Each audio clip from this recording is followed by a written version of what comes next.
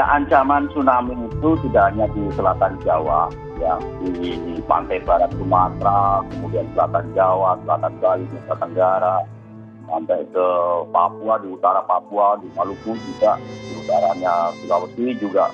Demikian itu ancaman-ancaman gempa yang ada subduksi, ya, ada megatrust dan kemudian berpotensi tsunami.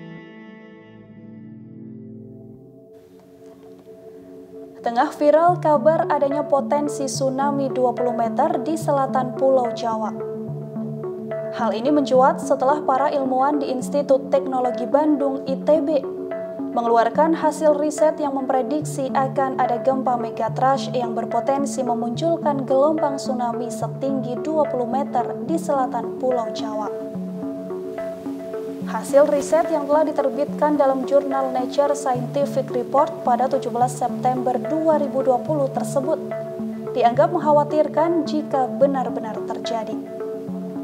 Tsunami diperkirakan terjadi di sepanjang pantai selatan Jawa Barat dan juga Jawa Timur. Peneliti ITB Sri Widiantoro menjelaskan tinggi tsunami dapat mencapai 20 meter di pantai selatan Jawa Barat dan juga 12 meter di selatan Jawa Timur, dengan tinggi maksimum rata-rata 4,5 meter di sepanjang pantai selatan Jawa jika terjadi secara bersamaan.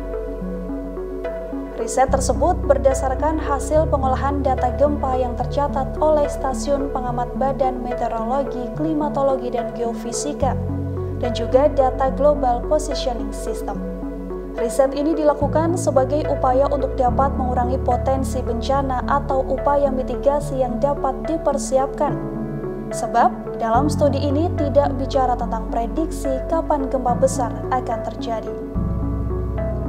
Ditegaskan sains atau peneliti manapun hingga saat ini tidak memiliki kemampuan untuk memprediksi waktu terjadinya gempa bumi tersebut. Kepala Bidang Mitigasi Gempa Bumi dan Tsunami BMKG Dr. Daryono menjelaskan, BMKG dalam hal ini mengapresiasi hasil penelitian tersebut.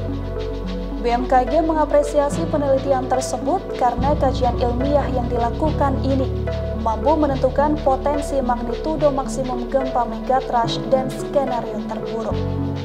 Akan tetapi, hingga saat ini, teknologi yang ada belum mampu memprediksi dengan tepat dan akurat kapan dan di mana gempa akan terjadi.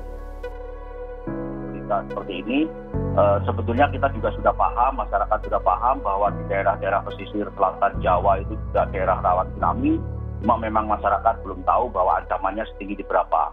Dengan ancaman setinggi 20 ini yang skenario adalah skenario worst case atau skenario gempa terburuk yang terjadi, ini merupakan skenario terbaik untuk upaya mitigasi. Jadi kita siapkan itu adalah untuk skenario terburuk, untuk menyiapkan segala sesuatunya, ya, perangkat sarana prasarana, membangun shelternya. Kalau skenario-nya terburuk pada ketinggian 20 meter, mestinya shelter yang dibangun adalah lebih tinggi dari 20 meter.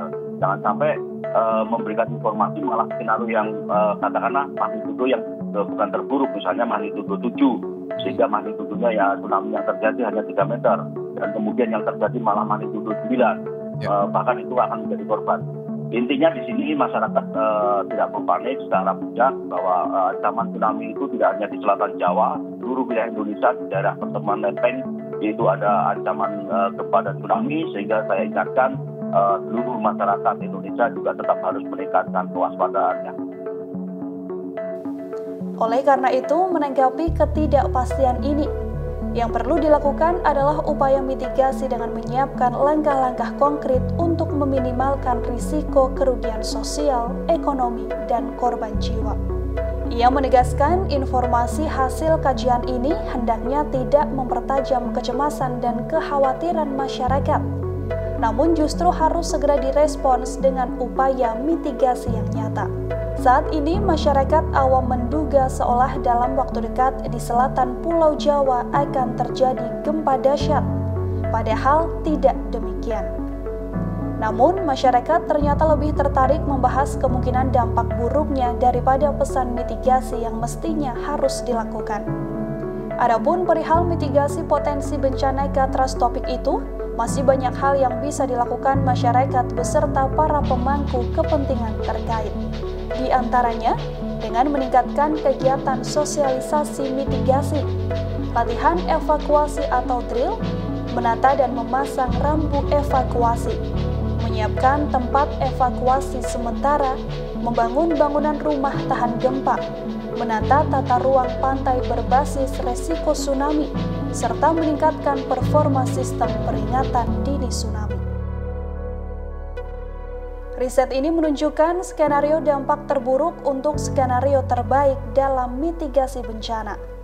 Semua pihak harus meningkatkan kewaspadaan meskipun gempa besar atau tsunami tidak bisa diprediksi kapan akan terjadi.